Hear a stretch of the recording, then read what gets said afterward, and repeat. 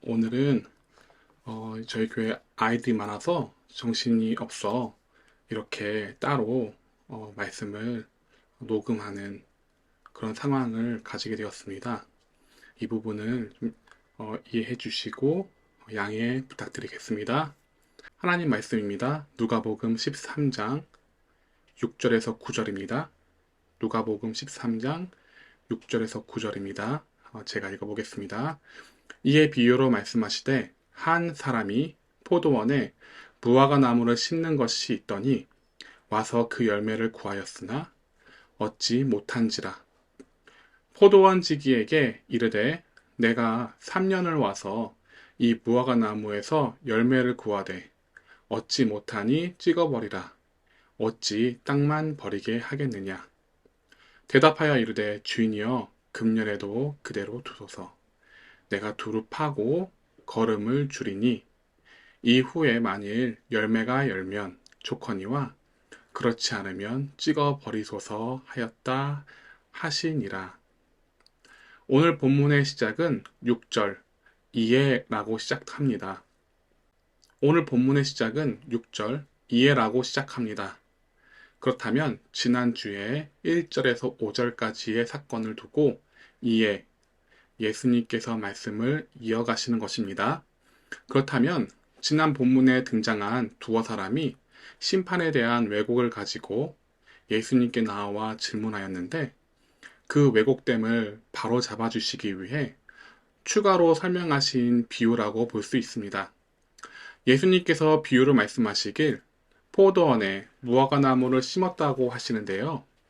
이 한 사람은 어떤 까닭에 포도나무를 키우는 포도원에 무화과 나무를 심었을까요? 포도나무에 적합한 토양에 왜 무화과 나무를 심은 걸까요? 포도원이라면 포도가 잘 자라나 결실을 맺는 토양 환경이었을 것입니다. 이러한 환경에서 무화과 나무를 심었다고 하셨는데요. 이러한 까닭을 알기 위해서 먼저 포도나무가 어떤 토양에서 잘 자라는지, 무화과 나무는 어떤 토양에서 잘 자라나는지 알아보겠습니다. 그리고 난 후에 무화과 나무가 좋은 결실을 맺기 위해서는 어떠한 요인이 있어야 하는가를 또 살펴보겠습니다. 생명력이 강한 포도나무는 건조한 땅에서도 깊은 곳까지 뿌리를 뻗어 필요한 수분을 빨아 올릴 수 있다고 합니다. 그래서 포도나무에게 가장 적합한 토양은 이스라엘과 같은 땅으로 건조 기후 지역의 토양이라고 합니다. 여기에서 더 흥미로운 사실은 자갈, 모래, 석회석, 진흙 등이 뒤섞인 척박한 땅에서 더 잘 자란다고 합니다. 무화과 나무는 비료의 흡수력이 매우 높은 나무입니다. 비료 중에서도 석회의 요구량이 많은데요. 적정한 토양 산도는 중성에서 약 알칼리성에서 잘 자라는 것으로 알려져 있습니다. 공통적으로는 석회질 토양에서 두 나무 모두 더 잘 자란다는 것은 포도원에 무화과 나무를 같이 심어도 이상함이 없이 잘 자라날 수 있다는 것입니다. 그러니 본문의 한 사람이 이 포도원에 무화과를 심은 까닭은 단순히 결실을 맺기 위해서임을 알 수 있습니다. 본문에서는 무화과 나무에게서 실과를 얻지 못했다고 하는데 그렇게 결실이 없는 이유를 알아보기 위해 무화과 나무는 어떠한 요인이어야 좋은 결실을 맺을 수 있는지를 알아보겠습니다. 수세라는 단어를 들어보셨는지요? 수세는 나무의 세력, 즉 나무가 자라나는 힘입니다. 수세로 나무의 생육이 좋고 나쁜 상태를 말할 수 있습니다. 뿌리로부터 양분과 물을 받아 자라나는 나무에 갈라져 나오는 가지가 많으면 정작 열매를 맺는 곳에는 양분이 부족하므로 이러한 상태를 수세가 강하다라고 말하는데요. 수세가 강하면 과실의 양이 적거나 혹은 과실을 얻을 수 있는 수가 없게 됩니다. 좋은 결실을 맺기 위해서는 과실소의 가지를 쳐내주어 나무가 가지를 내는데 쓰는 에너지를 줄이게 해주고 열매에 집중할 수 있게 해야 합니다. 본문에 등장한 과실수인 포도나무나 무화과 나무 등은 수세가 약하여야 결실이 많이 나오게 되고 수세가 강하면 결실이 좋지 못하게 됩니다. 토양의 환경, 즉 양분과 물의 공급이 열악한 이스라엘 환경에서는 가지의 수세가 강하긴 어려운 환경이기 때문에 굳이 가지치기를 하지 않아도 그냥 두는 경우가 일반이라고 합니다. 가지를 많이 낼 수 없는 열악한 환경에 맞추어 오히려 열매에 집중하여 자연스레 결실을 맺어가는 것이죠. 이렇게 무화과나무가 좋은 결실을 많이 낼 수 있는 요인에 대해 알아보았는데요. 본문에서 무화과나무가 결실을 맺지 못하였다라는 것은 두 가지 의미로 해석할 수 있습니다. 하나는 문자 그대로 무화과 결실이 아예 없는 경우, 그리고 다른 하나는 결실을 맺긴 했으나 그 품질이 좋지 못해서 무화과 결실로서 취급을 할 수 없는 경우입니다. 그럼 결실을 맺어도 그 품질이 좋지 못하여 무화과가 버려지는 상황에 대해 설명을 드리고자 하는데요. 무화과 결실에는 많은 일조량이 요구됩니다. 그런데 수세가 강하면 그만큼 가지가 많고 거기에 나오는 잎들이 무성해져서 무화과가 낸 결실들에게 햇빛을 받지 못하도록 방해를 합니다. 게다가 무화과 나뭇잎이 넓적하기까지 하죠. 햇빛이 충분히 비쳐야만 안토시안 색소가 충분히 생겨 열매에 착색이 되고 품질이 좋은 무화과가 됩니다. 이렇게 품질이 좋은 무화과를 알아보기 위해서는 무화과 열매 아랫부분, 즉 꽃받침, 이것을 무화과의 과피라고 하는데요. 착색이 잘 되어지면 과일의 당도가 높아지고 맛이 좋은 무화과가 되는 것이죠. 무화과 과실은 무화과 꽃 그 자체입니다. 우리가 알고 있는 무화과 과피 부분은 꽃받침이고요. 무화과 속에 있는 단맛이 나는 과즙은 무화과 꿀입니다. 그러니 무화과는 열매가 없는 나무가 아니라 꽃 자체가 열매이기 때문에 꽃이 보이지 않는 것입니다. 이런 무화과 나무의 특징이 오늘 본문을 이해하는데 도움을 주는데요. 무화과 나무가 수세가 강하여 잎이 무성한 나무로 자라나지 않을까 유추됩니다. 결실 자체를 맺지 못하였던지 혹은 품질이 떨어져 그 실과를 취하지 못하게 되었든지 어쨌든 나무의 수세가 강하게 일어난 결과이니까요. 7절입니다. 포도원지기에게 이르되 내가 3년을 와서 이 무화과 나무에서 열매를 구하되 얻지 못하니 찍어버리라. 어찌 땅만 버리게 하겠느냐. 주인이 이 무화과 나무의 결실을 얼마나 기다려왔나요? 네, 3년이나 기다렸기에 결국은 포도원지기에게 땅만 버리게 하는 이 무화과 나무를 찍어버리라 라고 말합니다. 가지는 많이 자랐으나 결실을 맺지 못하는 이 무화과 나무의 비유를 왜 앞 본문에 이어 말씀하시는 걸까요? 앞섬 12장에 외식하게 되면 기상은 분별해도 예수님께서 오셔서 다가올 심판에 준비해야 한다라고 하신 것에 대해 깨어있지 못하고 또 외식을 하게 되면 옳은 것을 스스로 판단하지 못하고 형제 자매에게 닥친 일을 마주하고도 내게 주신 교훈이라 받아들이지 못한다는 가르침이 계속 되고 있는 것입니다. 결실을 맺지 못하는 이 무화과 나무의 모습은 나의 외식하는 모습과 닮아 있습니다. 오늘날 주의 이름으로 많은 것들을 해내고 율법을 지키는 등 입이 무성해 보여 겉모습으로는 신앙심이 강해 보이나 보여지는 것에 치중되어 그 마음 안에 결실은 정작 맺지 못하는 사람의 모습의 비유가 됩니다. 외식하는 사람들은 늘 부지런하게 살아가는 모습이 사람의 눈에는 참 보기 좋아 보이기 때문이죠. 그런데 활동 자체에 많은 힘이 치중되다 보니 나의 힘으로 하려는 시간들이 점차 많아지고 정작 나의 내면은 말씀대로 따라가기가 어려워지는 삶을 살아가게 됩니다. 혹은 너무 일에 매여 내 안에 결실을 맺는데 힘을 쏟지 못하게 되는데 그렇다면 결국 나에게 남는 것은 무엇이 되겠습니까? 내가 일에 매여 이룬 업적이지 않겠습니까? 가지가 나오고 잎이 나오지 않을까요? 이 업적은 나의 자아를 세우는 데 필요한 요소이기도 합니다. 그렇게 되면 더더욱 내가 이룬 일들에 대한 자부심으로 살아가게 될 것입니다. 마치 나무의 수세가 강하여 정작 결실은 맺지 못하는 것처럼 말씀보다 나의 힘이 강하면 오랫동안 예수님을 믿어왔으나 그리고 말씀에서 생명의 양분을 얻어오고 있으나 주인이 의도한 결실이 맺혀지지 못하게 됩니다.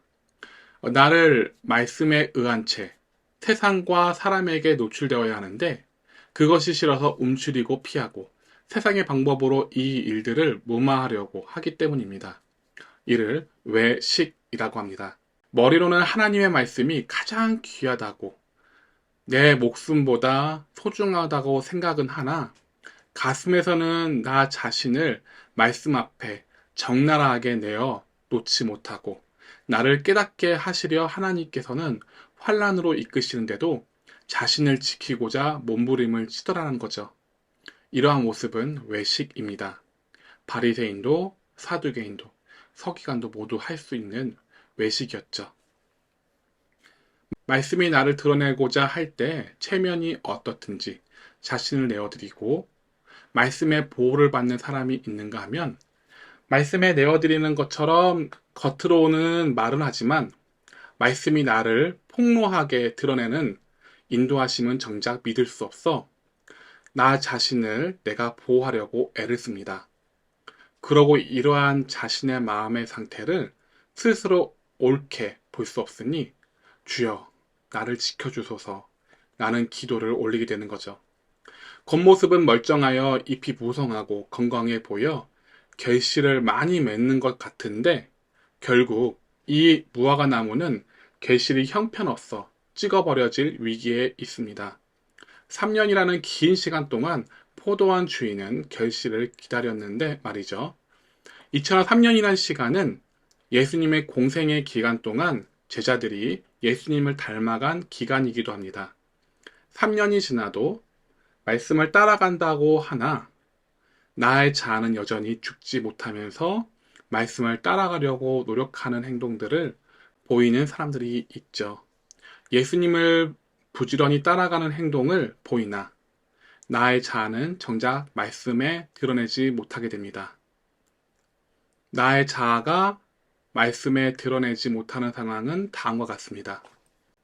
예수님을 부지런히 따라가는 행동을 보이나 나의 자아는 정작 말씀에 내어드리지 못하게 됩니다.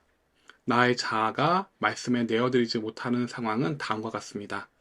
겉으로는 사람들에게 보이려고 거룩한 형식을 가지며 말씀의 훈계는 내가 창피하니 회피하며 다니는 모습들을 보일 때라고 할 수 있고 또 다른 경우로는 내가 상처를 받는 말과 행동을 한 사람을 두고 저 사람이 왜 저런 말을 했을까 계속해서 생각의 가지를 치는 경우가 있게 됩니다.